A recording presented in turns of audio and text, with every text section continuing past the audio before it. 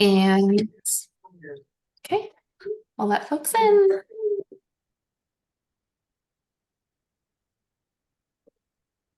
Hi, everyone. Hi, Yvonne. Welcome, everyone. All right, we're going to keep letting folks in here. Okay. Thank you for joining us. We're going to get started in just a second. As you heard, we are recording.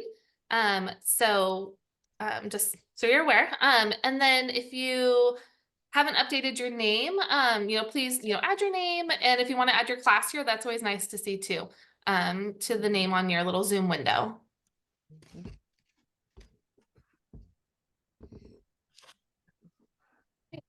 Started soon.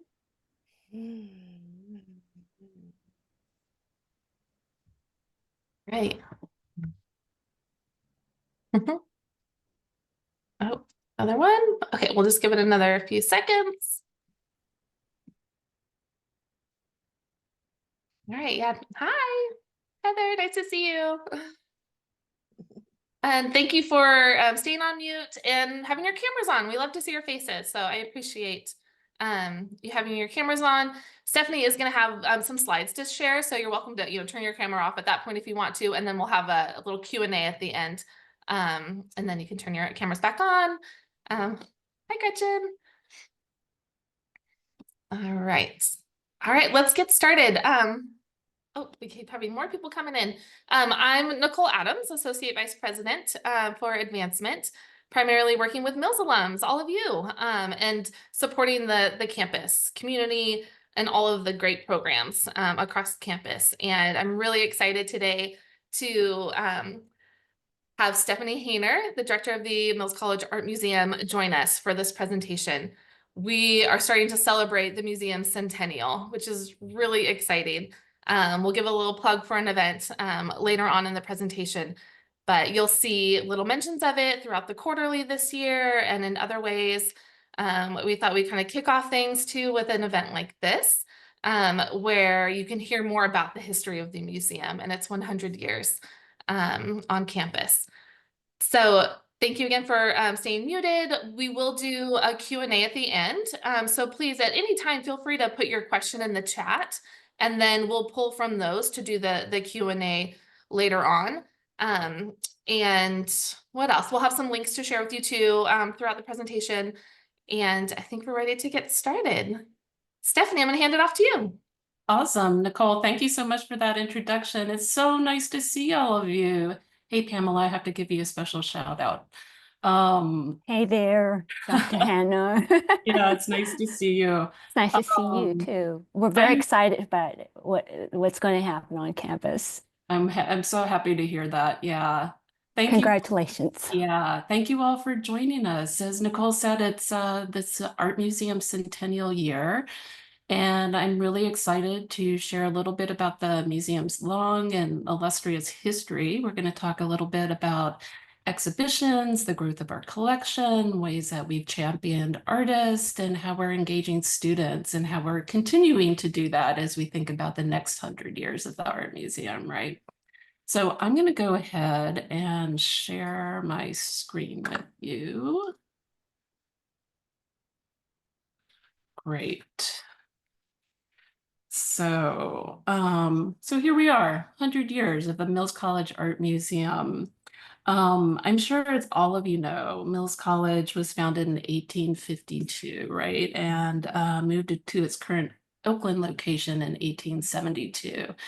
This really beautiful Edward Muybridge photograph is an important part of our collection, documents Mills Hall in 1872 when all of the faculty, all of the students, and all of the staff lived, worked, and studied here.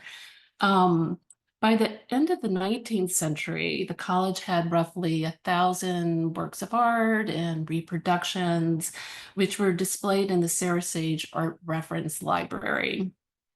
And this collection was primarily used for teaching. Studio art courses were a really important part of the college's curriculum from the very beginning, and art history entered the curriculum in 1875, which was actually pretty early for that discipline. Susan Mills's sister, Jane Tolman, was the one who developed and taught art history, and she had an art history survey class that I just love this story that every single Mills College student, no matter what your major, had to take her class in order to graduate, which I wish was still the case today. But it's really Susan Mills and Jane Tolman's dedication to the visual arts that was the catalyst for the founding of the Mills College Art Museum. When Tolman passed away, she designated funds in her will for the construction of an art gallery on the campus. And Susan Mills established an endowment fund, which we still use at the Art Museum today, and it helps support our exhibitions and acquisitions of new work for the Art Museum's collection. So the museum was constructed in 1925 and opened its doors on October 4th of that year. It was at that point called the Mills College Art Gallery. And when it opened in 1925, the gallery was honored with a large gift of artwork from Albert Bender. And Bender was the Mills College trustee who was really responsible for the completion of the building of the museum. This was a gift of about 40 paintings, 75 works on paper and prints, all by contemporary San Francisco-based Bay Area artists. And it was the first museum collection of modern art in Northern California. And to this day, Bender's gift remains one of the nation's most important collections of California regionalist art. We have beautiful, beautiful examples of early 20th century California Impressionist paintings, landscapes like this one by John O'Shea. We have significant holdings of paintings by California modernist Anne Bremer, who was a close friend of Albert Bender's. And Bender, who you see here, was a very savvy businessman, wealthy insurance broker, and he was a very, very important, generous patron of the arts throughout the Bay Area, so not just on our campus. He was a close friend and an early financial supporter of a lot of early modernist photographers from the area. So Edward Weston, for example, who took this really quite regal portrait of Bender, was somebody who Bender supported the purchase of his work. He also supported luminary photographers such as Ansel Adams, whose work we see here on the left. These are pieces from our collection. And Imogene Cunningham, whose work you see here on the right. This is, for me, one of the most important photographs in our collection. It's a beautiful, beautiful portrait of Elena Mayer, who was the fencing coach on the Mills campus in the early 1920s. And so Bender's legacy is embedded in the museum's collection of photography, also Asian textiles, early 20th century painting, as we saw. All of these areas of our collection were really formed through his very generous donations. And Bender's impact, as I mentioned before, wasn't felt just on our campus, but throughout the Bay Area. So for an example, in 1935, so 10 years after the founding of the Mills College Art Museum, he would go on to be one of the folks responsible for the formation and founding of what's now the San Francisco Museum of Modern Art. He was also responsible for bringing Mexican muralist Diego Rivera to San Francisco. And over the course of about 10 years, Rivera would complete 3 murals while here in San Francisco. And our museum was the recipient of this really beautiful, very early 1926 painting by Diego Rivera, which we see on the left. The gift and donation of this is directly due to the friendship between the artist and Bender. And actually, we were the second museum in the US after LA County Museum of Art to acquire Rivera's work, thanks to Bender. So very prescient collector, and really important, again, not only to us, but to the Bay Area as a whole. So from its founding, from its inception, the Mills College Art Museum has been a forum for exploring art and ideas, as well as a laboratory for showcasing contemporary art practices. The museum's first director was Roy Partridge, who was here for the first 10 years of the museum's history. He was a renowned graphic artist. He was married to Imogene Cunningham. And under his directorship, the museum became an important center for visual arts on the West Coast. Partridge presented American and European artists, craftspeople, photographers, and designers, and among his early exhibitions were pioneering presentations of modern paintings and photography. All of this really helped to foster the art museum's growing prominence in the Bay Area as a cultural center. And then in 1935, the arrival of the distinguished art historian from Berlin, Dr. Alfred Neumeier, who we see here, his directorship began a really important new phase of development for the museum. Neumeier was hired not only to run the art museum, but to teach art history. And he also established the first museum studies course on the West Coast. And he used the gallery as a laboratory for his students who participated in every and all aspects of exhibitions that they planned. Through his directorship, the collection grew to reflect an international and also a kind of historical overview. Neumeier used his extensive contacts in Europe to bring an exceptional array of important and sometimes controversial exhibitions of modern art to the Mills College Art Museum. And for more than 25 years, Neumeier acquired prints that now comprise one of the museum's most distinguished collections, including works like this by Henri Matisse. This particular piece was donated to the museum, you can see, by Mrs. Michael Stein. Michael Stein was the writer Gertrude Stein's brother. So Mrs. Michael Stein was her sister-in-law. And Neumeier's friendship with the Steins resulted in our museum having the first exhibit of works by Matisse ever shown in the Bay Area.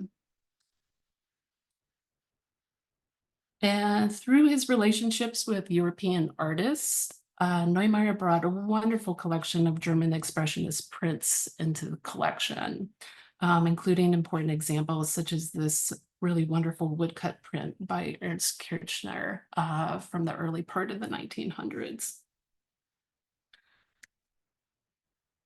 Neumeier was also here during a really important part of the museum's history, which was the summer sessions, which occurred from 1933 to 1952.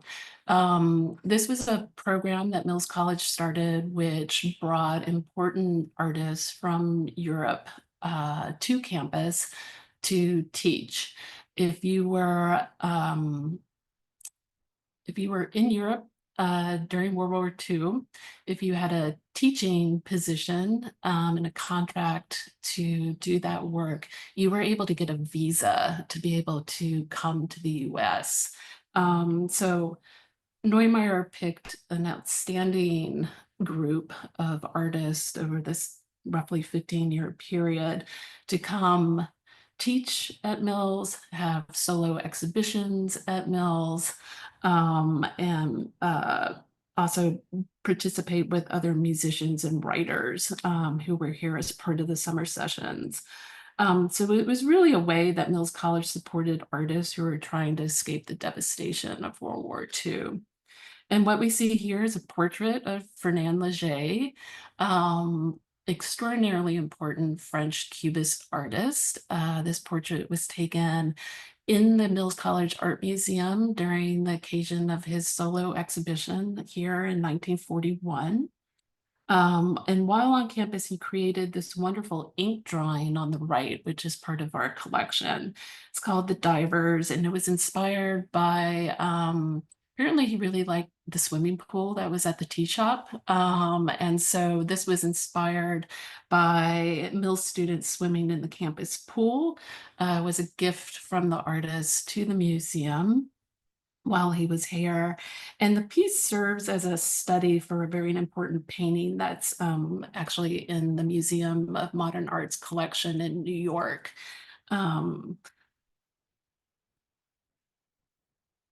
In 1940, Laszlo Moholy-Nagy, who we see pictured here, came to campus.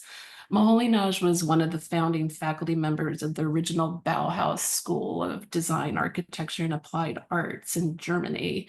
The Bauhaus was forced to close in 1933 with the rise of the Nazi Party. And a few years after that, Moholy-Nagy immigrated to the US and established the new Bauhaus in Chicago. So in 1940, he was invited to be the participant in the summer session. Instead of coming just by himself, he brought the entire faculty from the new Bauhaus to campus and to teach. And these summer session courses were open not only to Mill students, to anybody in the Bay Area. So they're incredibly popular, incredibly important in terms of the history of art in the Bay Area during this time period because of the other types of students who came and participated. This photograph is of image of Moholy-Nagy's teaching. It's right outside of the museum. My office where I'm sitting is right up above it. So I love thinking about the fact that he was here and teaching. And then on the left is an image of the painting, which the museum required while he was here. So we often, again, this amazing roster of artists who came, participated, and then we have works in the collection that are directly related to that.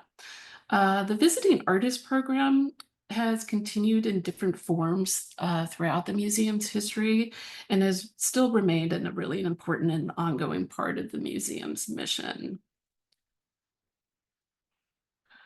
One area of the collection that's often asked about is our ceramics collection. During the 1950s and 1960s, the Bay Area played a really important role in the evolution of ceramics, turning ceramics from pottery and thinking about ceramics instead as becoming sculpture.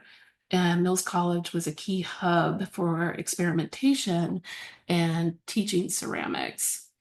Antonio Prieto, who was the ceramics faculty member during most of this time, amassed a personal collection that is extraordinary in breadth, including works by major American ceramics artists such as Robert Arneson, Viola Fry, Peter Voulkos. Prieto had an untimely death, and afterwards artists contributed to a memorial collection, which brought the total of this collection to over 400 works, primarily Northern California artists, but also from elsewhere in the US, England, and Japan. And in 1970, the Prieto family, donated the entire collection to the museum, creating one of the most important holdings of mid-century modernist ceramics on the West Coast. And here we see on the left work in the collection from Antonio Prieto, and a really beautiful, very early Peter Voulkos ceramic piece on the right.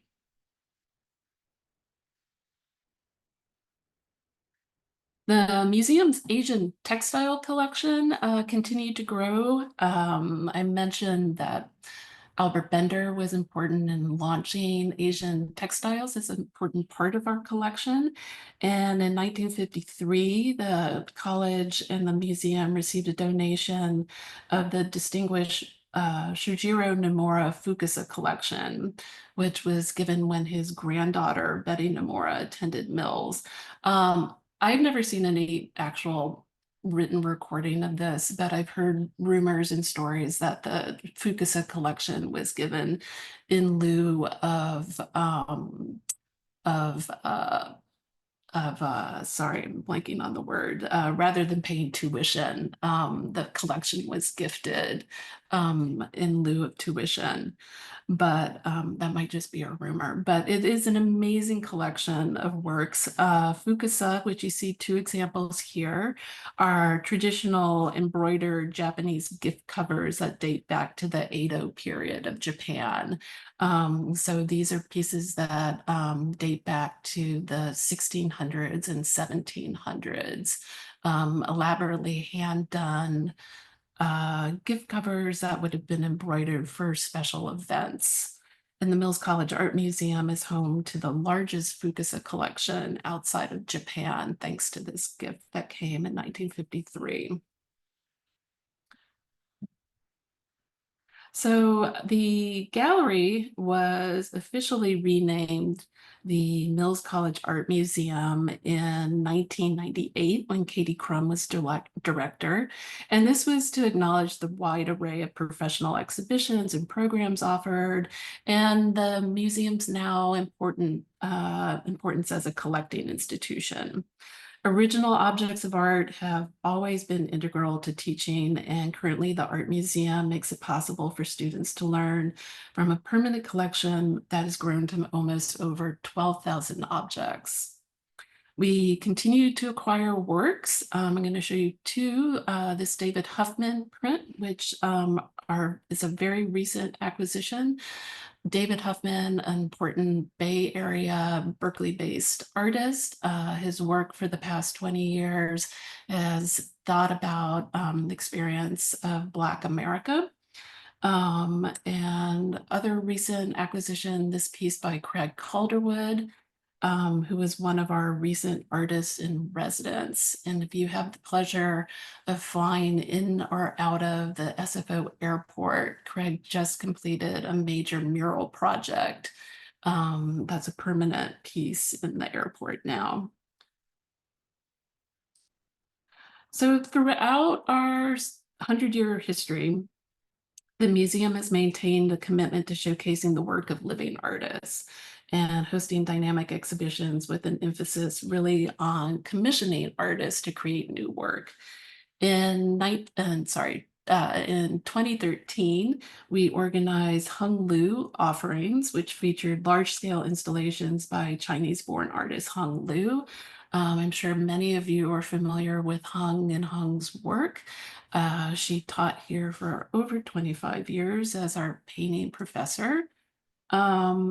And the exhibition showcased Lu's monumental installation, Old Gold Mountain, which consisted of a crosswords of railroad tracks and a mountain of over 250,000 fortune cookies.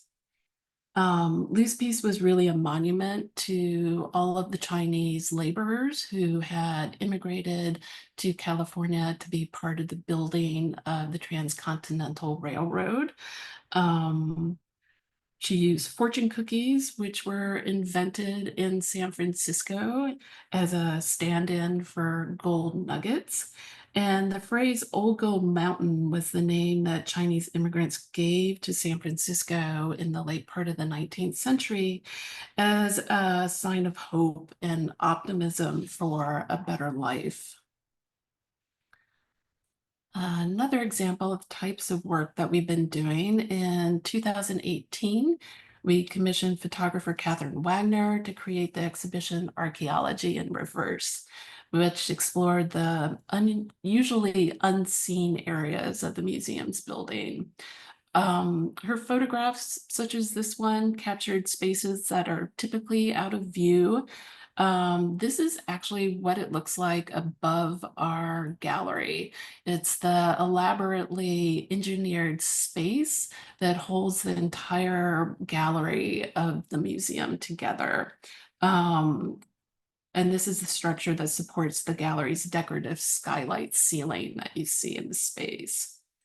As part of the exhibition and as a photographer, she was really interested in examining the ways of physically transforming the museum's ceiling and our gallery walls into a series of apertures. So she's thinking about the process of how cameras work, how lenses and apertures let light in.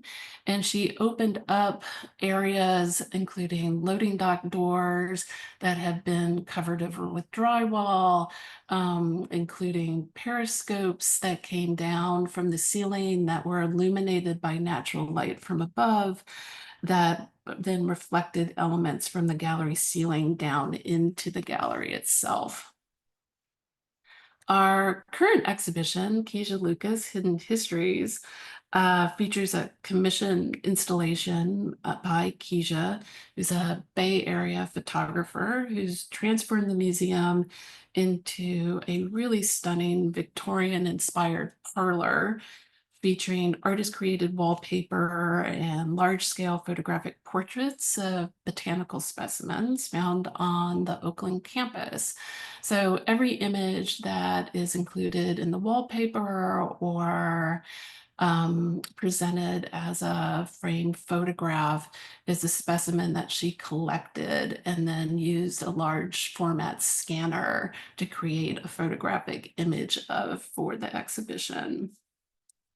She's really interested in the connections between science and photography and emphasizes the beauty of her botanical sculptures to talk about embedded layers of history and the history of place, which in this case is the place of our campus. She also explores her own personal roots through the lens of the natural world, interested in challenging the ways that botanical classification systems have served as a model for thinking about categories of race and gender as well. So since the founding of the museum, one of the most important aspects of the mission here has been supporting student learning. This has taken lots of forms, from organizing undergraduate and graduate thesis exhibitions to teaching curatorial, installation and collections management skills to connecting a wide range of courses taught across the campus to the museum's collections and exhibitions. The museum has been a showcase for undergraduate thesis exhibitions, and also Mills College's renowned roster of MFA graduate students. From the 1930s on, which is the approximate date of this work, of this image, annual exhibitions celebrated the work of undergraduate students and highlighted class projects in ceramics, drawing, painting, and sculpture. The graduate program in studio art at Mills was established in 1919, which is actually really early for an MFA program. It had the goal of training professional artists. So strengths in painting and drawing and applied arts were augmented by innovations in course offerings such as photography, which was added to the curriculum in 1937. And due to the strengths of the faculty and facilities on the campus by the late 1950s and early 1960s, the program was attracting a really impressive roster of MFA candidates, including, as you see here, the ceramicist Robert Arneson, painter Carlos Villa, who graduated in 1963, and the painter Elizabeth Murray, who graduated in 1964. Arneson would go on to become one of the most important fathers of funk art in the Bay Area, which was an anti-establishment art movement, incorporated found objects, biographical information, a lot of humor. But what I love in seeing this image from his MFA exhibition in 1958, which we also see pictured here along with some notes about his work for that show that come from our archive, is it really shows his deep embeddedness to mid-20th century ceramic practices, and some of the modernist forms and complex glazing techniques that we saw a couple slides ago from artists like Prieto, who he was studying with while he was here at Mills. As the studio art program developed, Graduate students were encouraged to work across disciplines. And in recent MFA exhibitions, students have created site-specific installations, such as this one by Chris Frazier. This piece is a room installation examining ideas and phenomena and the perception of light and space using natural light coming in through the skylight of the museum ceiling. Other students have dealt with the vastness of geologic time, both as material and subject. Here we see Hannah Mode with a melting ice core that she was working with, and sound as well. A lot of students interested, of course, in the importance of experimental music coming from the music department and thinking about it in terms of visual art. So we have installations such as this speaker installation by Kate Short, which explores low frequency vibration. That was included in her MFA show in the museum. The museum has continued to organize student-curated exhibitions and has a long history of teaching curatorial practices. This has provided really valuable professional development opportunities for students to curate exhibitions using works of art from the museum's collections. So students have researched and created exhibitions focused on individual artists in the collection, as well as focus on important strengths within the collection. So this was a really wonderful Japanese print show that a class of students curated for us. Other shows, student focused or student curated shows include In Focus, which was focused on modernist photography by members of the group F64 group that Ansel Adams and Imogene Cunningham were part of. Student curated exhibitions are accompanied by digital catalogs that we produce that showcase student scholarship. It allows students to publish new perspectives and original research. And in addition, more recently, the museum established a student acquisition fund, which was to support acquisition proposals from students who were taking the museum studies workshop course. So students would use specific acquisition guidelines, and they would identify, research, and justify works to add to the collection. All the works had to fit within a specific budget. Everything had to align with our collection priority of diversifying our collection.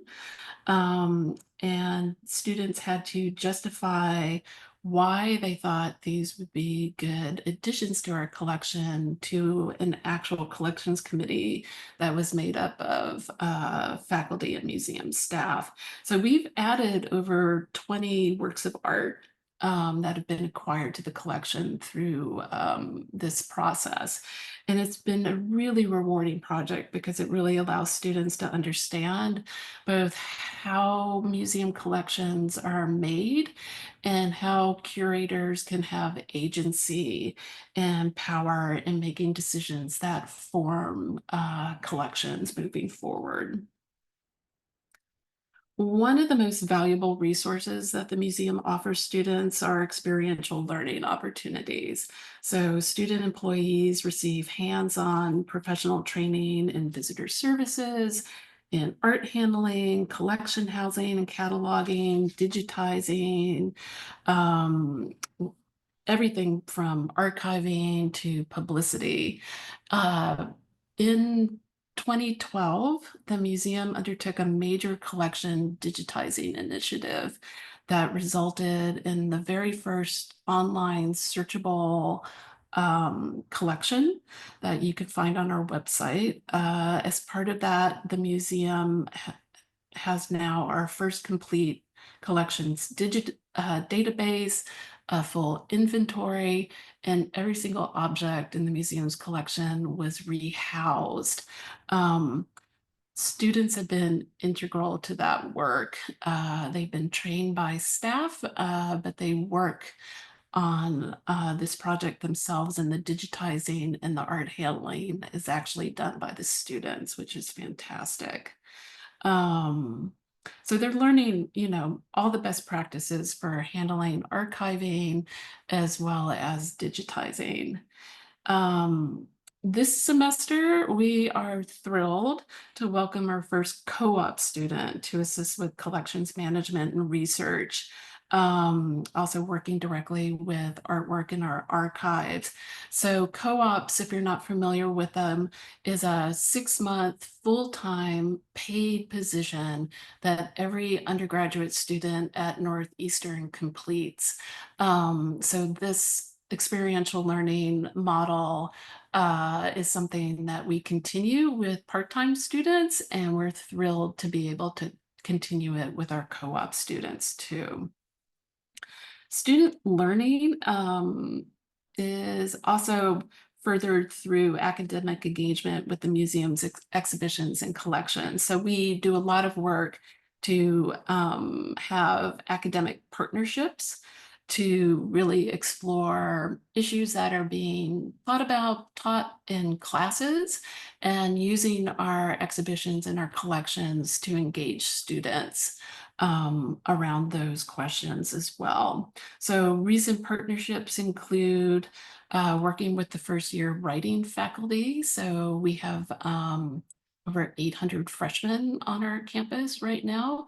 Almost all of them are taking first year writing. So every first year writing class comes into the museum, works with the staff, has tours of the exhibition, and then we developed this Oakland art and writing contest rather, which encourages students. So for their first year writing assignments, they're writing letters about works of art that are on view in our current exhibitions to real people.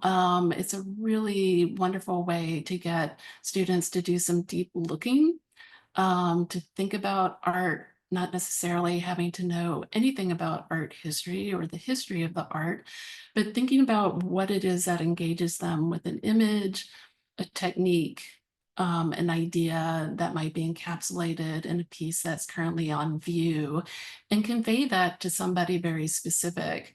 So our contest winners, we have 3 students whose letters and works are now published as part of our collections blog, which is available on our website.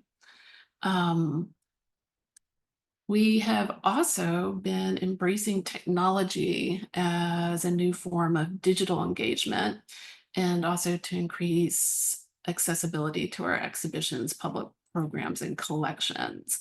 In conjunction with our current exhibition, Keisha Lucas Hidden Histories, we have worked with a local technology design firm called Black Terminus AR to create augmented reality experiences in the gallery. So if you download the Black Terminus app on your phone, you are able to point that and view the artwork through the app. And what comes up are animated videos of the artists talking about the work. So we get to hear from the artist's perspective about why she picked certain botanical specimens, what the meaning is for her, and what they signified to her about the campus as well. So it's a way of bringing a little bit of technology into the museum, and having another kind of collaboration in terms of commissioning yet another artist to be part of the exhibition as well.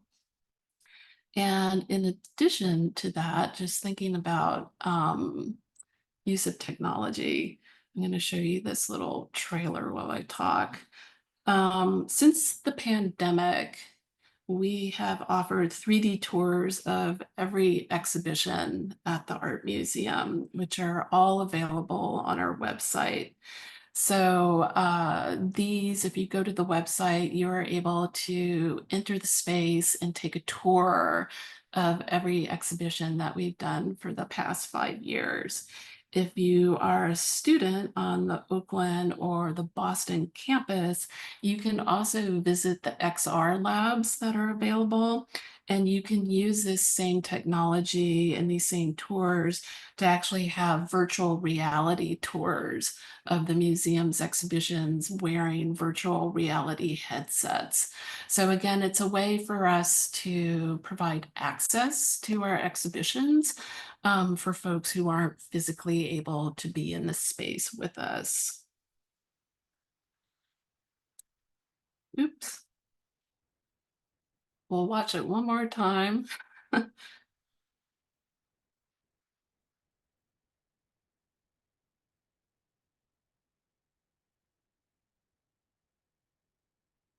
So again, that's just the little trailer for it.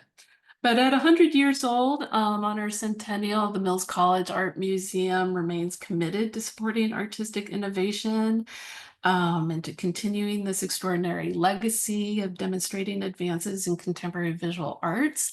We're committed to student learning, and we're committed to seeing about how to bring technology to life and with the art that we're showing. So I just want to thank all of you for joining us and joining me. And we will be having a Centennial celebration at the museum on October 4th. So put that on your calendar, please. And for any of you who are in the Bay Area right now, our senior thesis exhibition opens this Sunday on April 6th with a reception from 4 to 6. And as Nicole mentioned, Giving Day is this upcoming Thursday on April 10th. And I'm just gonna stop sharing my screen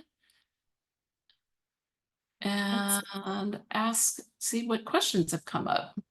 Yeah, thank you, Stephanie. That was terrific. Yeah, you're welcome. I love it. You did a great job. Yep, I see some applause, some kudos. We do have a few questions. So I'll just start at the top here from Jane. She says, I remember a wonderful seminar under Dr. Newmeyer studying original Rembrandt prints from the collection. Are there still Rembrandts in the collection? Yeah, no, there still are. So yeah, there's still old masters who are here in our collection. We actually, for the fall exhibition, we're doing a big collection highlights show. So really thinking about the 100 years that are here, and a couple of those Rembrandts are coming out and will be on view for that too. Awesome. Let's see. And then Sarah Nash, my colleague and alum, she said, did any of the student essays in response to an artwork really stick out to you?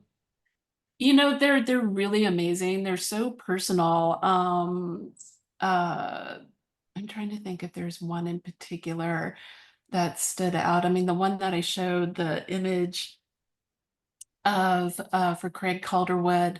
Craig is interested in issues around trans identity, and the letter that the student wrote was specifically to their father about their own trans identity. And so being able to have that very personal connection to an artist and an artwork that perhaps you've never seen before, or you didn't know who that artist was, having that impact is something that I find so special, and what we're able to bring to students, and that they were able to use a first year writing experience as a way of kind of navigating that, and writing about that was really quite powerful.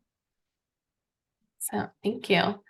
From Shanti, how are you interfacing with other art forms at Mills? I've performed with a number of different artists in the art building. Ah, nice. That's great. Yeah, we have a lot. I didn't talk about it, but there is a very long history of having performances in the museum. So a long history of working with the music department and with the dance department. We haven't done those lately, but we have been talking about commissioning a couple of things for the next year. One of the projects that a few of the faculty and I are working on is there is so much, not just in our collection, but the archives that are on this campus around music, around dance, around creative writing, around the visual arts, that we're really coming together to think about how to integrate those into some kind of very generative archive that is focused on the visual and performing arts history here on this campus. So we're also talking, some of you I'm sure know David Bernstein from the music department, and David and I are also talking about having some commissioned music performances be part of our Centennial celebration too. Awesome, thank you. Next question from Heather Matthews, class of 2000. What do the storage areas look like in the museum? Where are they located? And what are some of the technologies you use for organization and preservation? Yeah, that's a great question. Almost everything in the collection is stored on site here in the Art Museum. So we have 3 secure areas. One that is primarily for our ceramics collection, our print room and unframed works on paper. So that's everything from prints to drawings to unframed photographs. And then we have an area that has paintings, small objects and textiles. I've been here 15 years, and every year we chip away at improving those storage spaces. So we have proper painting racks now, which is very exciting for our paintings. We are adding capacity in our print room for more framed prints and photographs there. So growing collections always means that you always have to find proper space for things, which is always kind of tricky.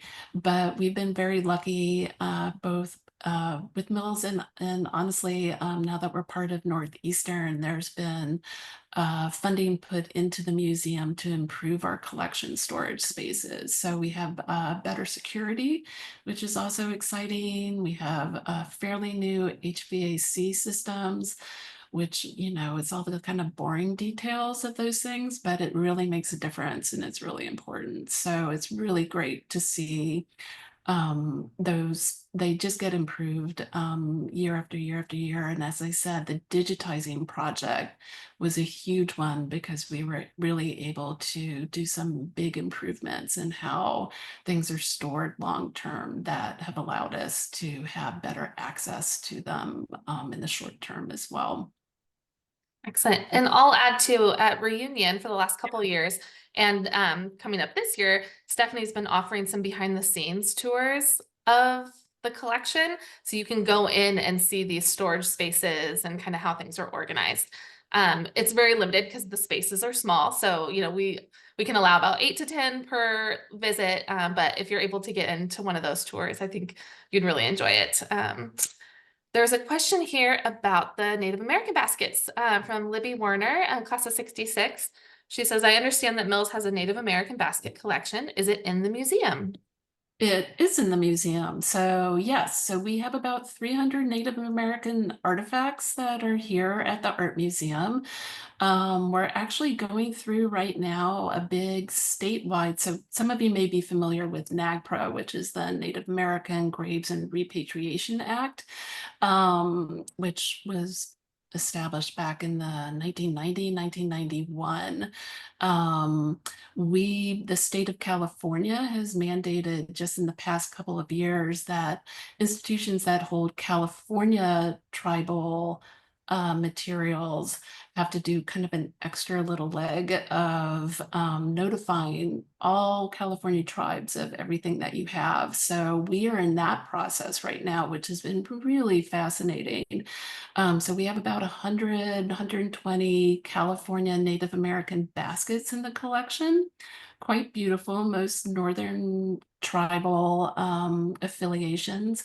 And we are having conversations and site visits with tribal members who are coming to the museum to help us identify what we have, and to understand it better and potentially repatriate some of that work as well. So we actually have the Yurok tribe is bringing 2 elders on Monday to come see a group of related baskets for their tribe. So it's a really exciting project.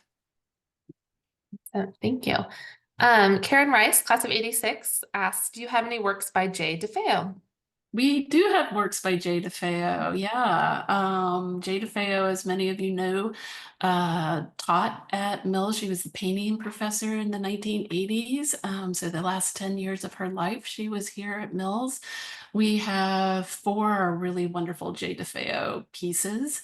And we also have the Jay DeFeo Foundation is there's endowment funds that they have given to the museum, which helps support commissions. So our commission that we just have up right now with Keisha Lucas that I talked about, and also the augmented reality part of that project, were the Jay DeFeo Foundation helped to found that as well. So yeah, it's nice to have these faculty members have a really meaningful and important legacy that are part of the museum. Nancy Price has 2 questions. She asked, can you tell us about the Jane Aaron gift to build the new art museum section? And then also, do you have paintings by Richard Diebenkorn? I probably did not say that right. Diebenkorn, yeah. Diebenkorn. No paintings by Diebenkorn, but we have 2 works on paper. So we have a really beautiful, fairly early pen drawing, which is unusual. It's actually a portrait, which is really highly unusual. And then we have a more typical abstract print by Diebenkorn. So we have those 2 pieces. The Aaron, what was the first question again, Nicole? Oh, the gift to the Jane Aaron, or about the Jane Aaron gift to the building, the art museum section. Can you tell us about it? Do you know Yeah. anything about that gift? Yeah. So, I mean, Jane Aaron, I know, gave major funds in the 1980s, right? So when she passed away, she left a major bequest that helped do some renovations here at the museum, side doors, some earthquake retrofitting. The majority of that gift went to the redoing the art department buildings and their facilities. So all of those kind of state-of-the-art facilities were done during that period. Our painting racks, which are these really quite exquisite museum quality ways of storing and hanging paintings, were actually given by a gift that her son gave on what would have been her 100th birthday. He reached out to me about wanting the family was looking for ways to support institutions that had been important to her during her lifetime, and wanted to celebrate her 100th birthday by supporting a backup house gift that would be hard to fundraise for, which is really a pretty amazing way of thinking about donations. And so we were able to get the painting racks and some very, very large flat files for large paperworks, thanks to that gift too. Yeah, so she's been an important donor to the art department and the museum for sure. Wonderful. Let's see, I think we have time for probably one more question. I see one here from Heather Matthews again. Are there still paid residencies for artists to come to Mills to teach in the summers or at other times throughout the year? So we've had a really robust visiting artist and artist in residence program. And what we're working on right now is actually thinking about what we're calling an artist in network program. So Northeastern is a global network of campuses. And what we want to do is have artists who would be based here in Oakland, but who are working with faculty and different research opportunities across the campuses. So really thinking about it more in a global opportunity, but definitely supporting an artist who would be creating new work as a result of that kind of connection to what's happening academically across the university. So yeah, that's still really important. Awesome. Thank you. Did I miss any questions? I think I caught them all. And actually, I had just one kind of easy, maybe silly question for you. What is your favorite piece in the collection? Do you have a piece that has just like stood out there, like, oh, that is the one I love the most? I know. I'm sure you love them all equally, but is there one I that know they're all my babies, right? I would. It makes me laugh just because whenever I teach museum studies, which I've done the entire time I've been here, we're going to museums or we're working with our collection, and I always joke with students, it's like, okay, if you're gonna go take one thing and put it in your purse and take it home, what would it be? And honestly, for me, it would be the Moholy-Nagy painting that I showed. It's just he's somebody that for me in the research that I've done as an art historian, he's played a really important role in the fact that the museum has a really wonderful piece that is from 1939 that was acquired when he was here, and the impact that he had not only in Germany, but here in the US and also here in the Bay Area when he and his entire faculty came and taught is really amazing. And kind of a little follow-up question from Alicia Quirk, 96. She says, what's the most underrated piece in the collection? Oh, geez, I don't know. That's a good one too. I'd have to think about that one. Underrated piece, yeah. I mean, that's the thing that's so nice about academic museums, right? Is we're not necessarily the greatest hits kind of collection. A lot of this, as you can see, comes from personal connections that various faculty or donors have had to the campus and to the university. And so we have strengths in different things, but overall our collection's a bit eclectic. But that's actually what makes it quite fun and I think quite unique, that it's not just, we're not generic in any way. And so I don't know, I'd have to think about that, but they're all special. Awesome. Oh, Katie Crum, do you have one? What about I would say, the unloved Californians? Is that your favorite? Oh no, the most underrated? Underrated, yeah. Yeah, so Katie was director here 1991 to 2001. So these are all her babies too. But yeah, and it's interesting, right? Because in art history, things come in and out of fashion, and it's interesting always to see sort of artists who are important for different reasons, who may be important as teachers, who may be important within the context of a certain place and a certain time. And again, that's why it's nice to have these things out on view so that you're not telling necessarily the definitive canon of art history, but you're really thinking about it as a description of a place.